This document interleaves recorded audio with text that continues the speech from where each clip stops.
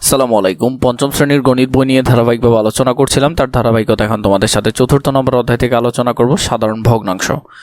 এই অধ্যায়টি নিয়ে অনেক বেশি কমেন্ট ছিল যে তোমাদেরকে দেওয়ার জন্য, তার ধারাবাহিকতা আমি তোমাদেরকে এখন দিচ্ছি। এই অধ্যায়টি আমরা কিভাবে মিশ্র ভগ্নাংশকে অপকৃত ভগ্নাংশে রূপান্তর করতে পারি। তো মূলত এই টপিকটা নিয়ে আমরা আলোচনা করব ধারাবাহিকভাবে। প্রথমে দেখো, এখানের মধ্যে আমাদেরকে কিছু ভগ্নাংশ দিয়েছে, কিছু কাজ দিয়েছে, এখানের মধ্যে আমাদেরকে সেটা করতে হবে।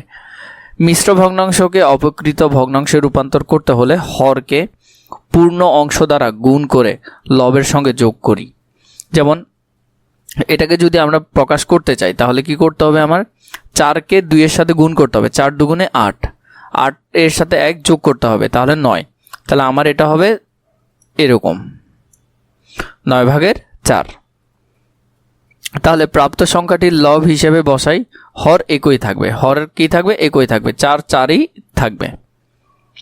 তো এখানে ক্ষেত্রেও দেখো, 4কে 2-এর সাথে গুণ করতে হবে, 4 গুণ 2 যোগ 1, উপরেরটার সাথে যোগ করতে হয়, পাশেরটার সাথে গুণ করতে হয়, উপরেরটার সাথে যোগ করতে হয়। তাহলে এখানে আমি কত বসাবো, 9 বসাবো। চতুর্থ শ্রেণীতে আমরা প্রকৃত, অপকৃত এবং মিশ্র ভগ্নাংশ সম্পর্কে জেনেছি।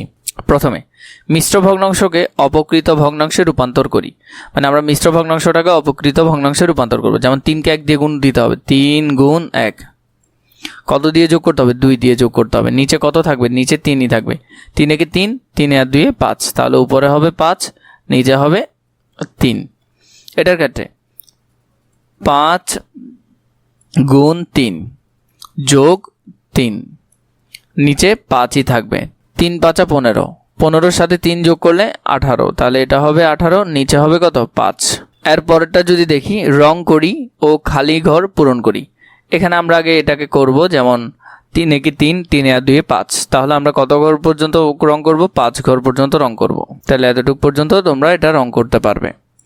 এরপর 3 একে 3, তাহলে 3 একে 3, 3 আর 2 5, উপরে হবে 5, নিচেরটা সবসময় সেম থাকবে। এর মধ্যে দেখো, 5কে 3 দিয়ে গুণ করলে 3 5 কত, 15, তাহলে 3 5 15, তাহলে আগে 15 পর্যন্ত, 1 2 3 4 5 10 15, এতটুকু পর্যন্ত আগে রং করতে হবে, ঠিক আছে। এরপরে এখানে যোগ 3, তাহলে আরও এক্সট্রা 3 ঘর, 1 ঘর 3 ঘর, এতটুকু।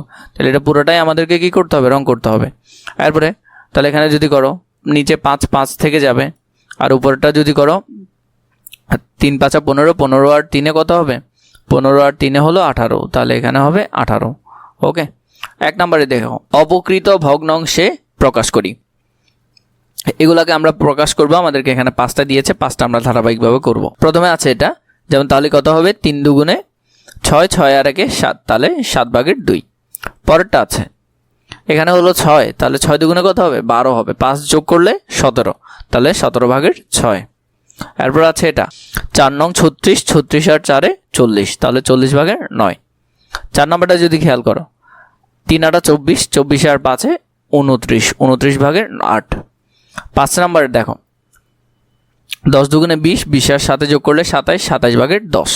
তো এইভাবে করে প্রতিটা অঙ্ক তোমরা ধারাবাহিকভাবে করে ফেলতে পারবে।